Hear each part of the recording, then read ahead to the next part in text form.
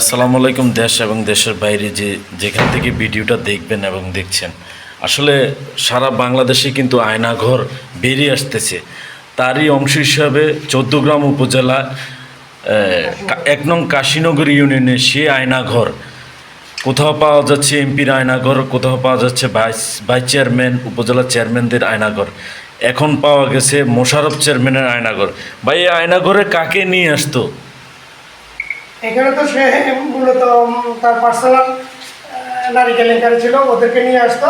কিন্তু আসলে এটা তৈরি করা হয়েছে দলীয় ভিন্নমত অবলম্বনকারী যে সমস্ত নেতৃবৃন্দ আছে ওদেরকে নির্যাতন করার জন্য এরকমটা তৈরি করছে সে। আসলে এই আয়নাঘরের ইউনিয়ন পরিষদে আয়নাঘর হতে পারে, এটাই তার একটা দৃষ্টান্ত। এখানে আপনারা কোনো রাজনৈতিক লোক হয়রানির শিকার হয়েছেন এই আয়নাঘরে? না, এখানে আমরা হয় না, এটা মানে নতুন প্রস্তুত হইতেছিল, এটা কাজ এখনো শেষ হয় নাই। তারা এই যে একটা জানালা বন্ধ করছে, আরেকটা জানালা, এই জানালাটা খুলে বন্ধ করার কথা, বন্ধ করে দিলে এটা পুরো ডাকরুম বানিয়ে ফেলতেছে। আসলে এটা একটা দৃষ্টান্ত যে মোশাররফ চেয়ারম্যানের অত্যাচার এবং নির্যাতনের শিকার এই ইউনিয়নবাসী। তারই একটা সে নতুন করে আয়নাঘর তৈরি করেছিল। এখানে তার নারী কেলেঙ্কারি সহ বিভিন্ন কেলেঙ্কারিতে সে অনেক সময় সে শিরোনাম হয়েছিল নিউজের। এই সে মোশাররফ চেয়ারম্যানের আয়নাঘর। মোহাম্মদ ফারুক মামুন মজুমদার, আমি বাংলাদেশ জাতীয় বিএনপির ইউনিয়ন যুগ্ম আহ্বায়ক।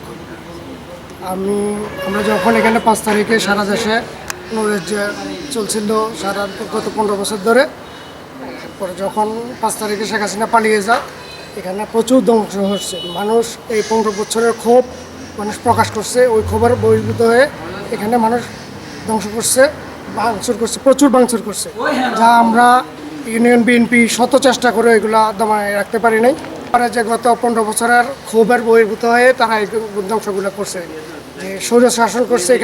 এখানে যিনি চেয়ারম্যান ছিলেন তিনি মানুষের উপর অত্যাচার করছেন, ওই ক্ষোভ থেকে মানুষ এগুলো করছে। যে মোশাররফ চেয়ারম্যান, এই মোশাররফ এখানে মানুষের উপর যথেষ্ট জুলুম করছে, নির্যাতন করছে, ওই ক্ষোভ থেকে মানুষ এই ধ্বংসগুলো করছে।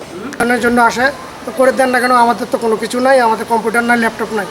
তখন আমরা আমাদের নেতার সাথে, কামরুল ভাইয়ের সাথে, উপজেলা বিএনপি সভাপতি, ওনার সাথে আমরা যোগাযোগ করছি। তো আমার কামরুল ভাইয়ের নির্দেশে বলছে যে তোমরা ইউনিয়ন ভিত্তিক তোমরা তাকে হেল্প করো, প্রশাসনকে হেল্প করো, প্রশাসন এই মুহূর্তে সাধারণ মানুষের পাশে তোমরা দাঁড়াও। তো আমরা সাধারণ মানুষের পাশে দাঁড়াইতে গিয়ে আমি এখানে একটা ল্যাপটপ, একটা কম্পিউটার, একটা প্রিন্টার, এগুলো আমি কিনে দিয়েছি। এগুলো তারা দেওয়ার পরে থেকে এখন এখানে রীতিমতো কাজ করতেছে, মানুষ হয়রানির হাত থেকে মুক্ত পেয়েছে।